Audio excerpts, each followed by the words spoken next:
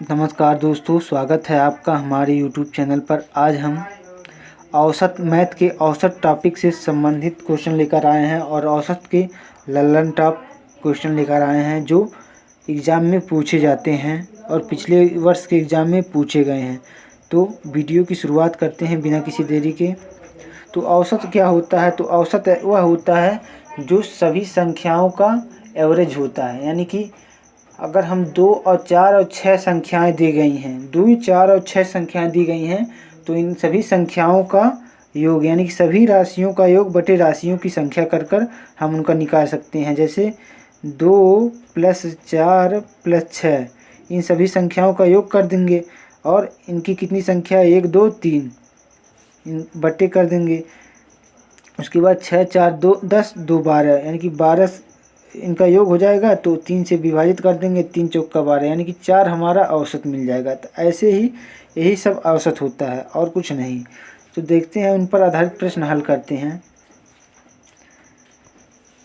पहला क्वेश्चन है 12, 14, 16 का औसत ज्ञात कीजिए। तो 12 और 14 और 16 का औसत ज्ञात करने के लिए तो हम 2 तरीक़ों से कर सकते हैं। पहला देखिए, सिंपल तरीका होता है 12 + 14 + 16 बटे 3। अब हो जाएगा 42, तीनों का योग, और बटे 3 हो जाएगा। 3 एकोनम 3, 3 चौका 12 यानी कि हमारा उत्तर हो जाएगा 14। और दूसरा तरीका क्या है? दूसरा तरीका है पहली संख्या प्लस अंतिम संख्या बटे 2 कर दीजिए। पहली संख्या क्या है?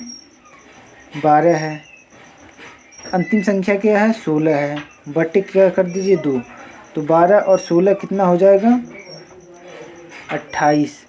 28 बटे 2 यानी कि हमारा हो जाएगा 14। 14 हमारा औसत निकल कर आ जाएगा। यानी कि इससे क्या हमें सीख मिली? इससे हमें यह सीख मिली कि कोई भी संख्या है, अगर उसका क्रम में समान है, मतलब जैसे 1, 2 और 3 और 4 और 5 और 6, 7, 8 उनका क्रम समान है, यानी कि उनके बीच का अंतर मतलब समान है। यानी कि इनके बीच का अंतर 1 है, इनके बीच का अंतर 1 है, इनके बीच का अंतर 1 है, इनके बीच की अंतर 1 है, इनका बीच के अंतर का 1 है, इनका भी बीच का अंतर है, यानी कि सभी संख्याओं के बीच का अंतर 1 है। तो आपको पहले वाले बीच से नहीं लगाना है। इसलिए नहीं लगाना है क्योंकि टाइम लगेगा। आप जोड़ेंगे 8 + 7 + 6 + 5 + 4 + 3 + 2 + 1, ऐसा नहीं करना है। करना क्या है वो हम बताते हैं। आप पहली संख्या को अंतिम संख्या से जोड़कर 2 से भाग कर दीजिए, यानी कि 1 और +8 जोड़कर अब 2 से भाग कर देते हैं, यानी कि 9 बटे 2, यानी कि हमारा उत्तर हो जाएगा 4.5 हमारा उत्तर हो जाएगा। यानी कि कोई भी संख्या हो आप ऐसा ही करेंगे, कोई भी संख्या हो आप ऐसा ही करेंगे। जैसे हम देख लेते हैं कुछ उदाहरण, जैसे है 5, 7, 9, 11, 13, 15, इनका हमें औसत ज्ञात करना है। तो हम सभी को जोड़कर और 6 से भाग नहीं करेंगे। हम क्या करेंगे?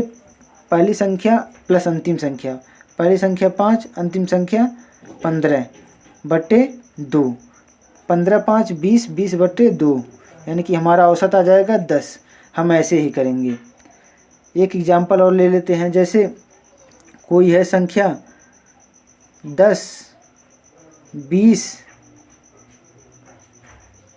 30, 40, 50 और 60, इनका औसत हमें ज्ञात करना है। तो इनका औसत ज्ञात करने के लिए हम क्या करेंगे?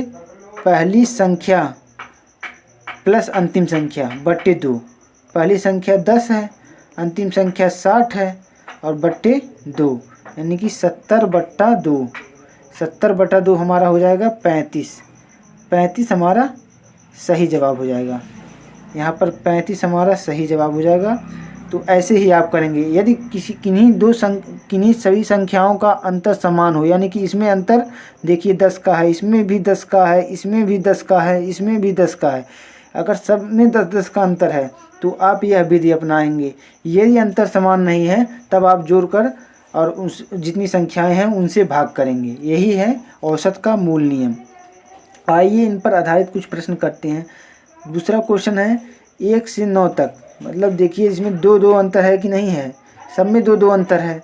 तो हम 1 और प्लस 9 को जोड़ देंगे और बट्टे 2 से भाग कर देंगे, यानी कि हमारा आ जाएगा 10/2 यानी कि 5 हमारा राइट आंसर हो जाएगा।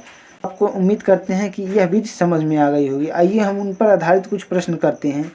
जैसे पहला प्रश्न है, कह रहा है कि किसी कक्षा के 5 छात्रों का औसत 20 है। तो 5 छात्रों का औसत 20 है और उसमें एक व्यक्ति के आने से औसत में 2 वर्ष की वृद्धि हो जाती है। तो कह रहा है कि 9 छात्रों का आयु ज्ञात कीजिए, यानी कि इसमें 9 नहीं होगा। 9 इसलिए नहीं होगा, इसमें होगा नए छात्र का आयु ज्ञात कीजिए। नए होगा, 9 नहीं होगा। नए जो छात्र आया है, यानी कि एक व्यक्ति के आने से जो एक व्यक्ति आया है उसका आयु ज्ञात करना है। 9 गलती से टाइपिंग मिस्टेक हो गया और कोई बात नहीं है। नए छात्र की आयु ज्ञात कीजिए। तो हम सर्वप्रथम क्या करते हैं, सर्वप्रथम हम निकालते हैं छात्रों की कुल उम्र, छात्रों की कुल आयु। छात्रों की कुल आयु के लिए हम 20 में 5 का गुणा करेंगे तो हमारा टोटल आयु निकल जाएगा। 20 में 5 का गुणा करेंगे यानी कि 100 टोटल आयु है छात्रों की। और क्या कह रहा है कि उसमें एक व्यक्ति की आने से 2 वर्ष की वृद्धि हो जाती है। यदि एक व्यक्ति आ रहा है तो पहले 20 औसत था, अब 2 वर्ष की वृद्धि हो गई तो 22 औसत हो गया हमारा। और ये पहले 5 व्यक्ति थे, अब एक व्यक्ति और आ गया है तो अब 6 व्यक्ति हो जाएंगे। तो 22 गुना 6 कर देंगे तो 22 गुना 6 कितना होगा, 22 छक्का 132 होगा। 132 हमारा हो जाएगा, 22 छक्का 132। अब क्या रहा है कि नए छात्र की आयु ज्ञात करना है। तो हम पुराने का औसत आयु कुल में से और इसमें से का कुल, तो दोनों में के कुल का कुल घटा देंगे। तो 132 में से 100 घटाएंगे तो हमारा हो जाएगा 32 हमारा नए छात्र की आयु निकल कर आ जाएगी। तो आपको उम्मीद करते हैं यह क्वेश्चन बहुत आसानी से समझ में आया होगा। नेक्स्ट क्वेश्चन देखते हैं। कह रहा है एक परिवार में 5 सदस्य की औसत आयु 24 है। 5 सदस्यों की औसत आयु 24 कह रहा है। 5 सदस्यों की औसत आयु 24 है। यदि सबसे छोटे सदस्य की आयु 8 वर्ष है तो सबसे छोटे सदस्य की जन्म के समय परिवार की आवश्यक आयु, यानी कि आवश्यक नहीं यहाँ पर पूछा है, यहाँ भी मिस्टेक है, औसत आयु पूछा है, एवरेज एज पूछा है। तो औसत आयु बताइए। तो हम पहले इस समय की औसत आयु मतलब सभी छात्रों की औसत आयु मतलब टोटल का योग ज्ञात कर लेते हैं कि कितनी है इस समय। तो 24 गुना 5 कर देंगे हम। 24 गुना 5 कर देंगे तो 24 पंजे कितना होता है, 24 पंजे होता है 120 यानी कि इस समय है पाँचों सदस्यों की औसत मतलब पाँचों सदस्यों की कुल आयु मिलाकर 120 है। यह तो हमें ज्ञात हो गया 120 है, लेकिन क्वेश्चन में क्या कह रहा है कि सबसे छोटे सदस्य के जन्म के समय अब उसकी परिवार की औसत आयु ज्ञात करना है। तो जन्म के समय है यानी कि 8 वर्ष का इस समय है तो जन्म के समय 1 भी वर्ष का नहीं होगा, केवल उसका जन्म हुआ होगा। तो जन्म हुआ होगा तो यहाँ पर हम औसत आयु ज्ञात करेंगे। तो औसत आयु कैसे ज्ञात करेंगे हम, तो 8 साल उसमें है जो वो 8 साल उसका नहीं रहेगा, 8 साल उसका भी नहीं रहेगा, मतलब बच्चे का तो 8 साल नहीं रहेगा और 60 में चार जो परिवार हैं उनका भी 8 साल नहीं रहेगा, यानी कि 8 चौका 32 और ये बच्चे का 8 यानी कि 40 साल हेठा चले आएगा।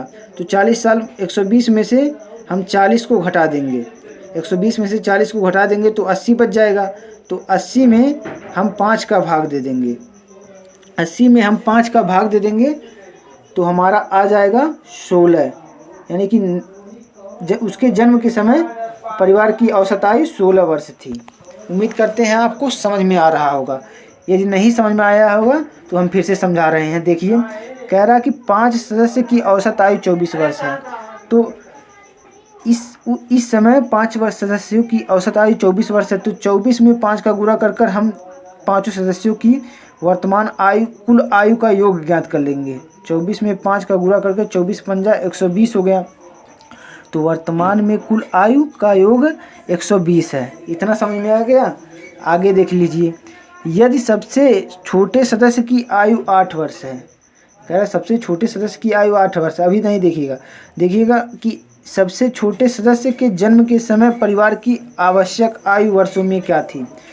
जब सबसे छोटे सदस्य का जन्म हुआ था तो जन्म के समय उसकी आयु 0 वर्ष थी, लेकिन जन्म हो गया था, तो उसको भी मतलब काउंट करेंगे। तो काउंट करने के लिए 8 वर्ष सबको पीछे जाना पड़ेगा। 8 वर्ष सबको पीछे जाना पड़ेगा। तो 8 में 5 का आप गुणा कर दीजिए सीधे। तो 8 पंजे 40, सबको पीछे जाना पड़ रहा है ना, तो पीछे जाना पड़ रहा है। तो 8 पंजे 40, यानी कि 40 साल हमारा घट जाएगा। 40 साल घट जाएगा। तो 120 में से 40 साल घट जाएगा तो हमारा बचेगा 80 साल। उस समय 80 साल के थे पांचों परिवार, यानी कि छोटा बच्चा 0 साल का था और चारों परिवार 80 साल के थे, यानी कि पांचों परिवारों का योग मिलकर 80 था। तो पांचों परिवारों मतलब उस समय की औसत आयु ज्ञात करनी है, तो 5 का भाग देंगे आप, यानी कि कुल राशियों का योग 80 है और 5 का भाग देंगे उस समय। तो हमारा आ जाएगा 16 हमारा राइट आंसर होगा।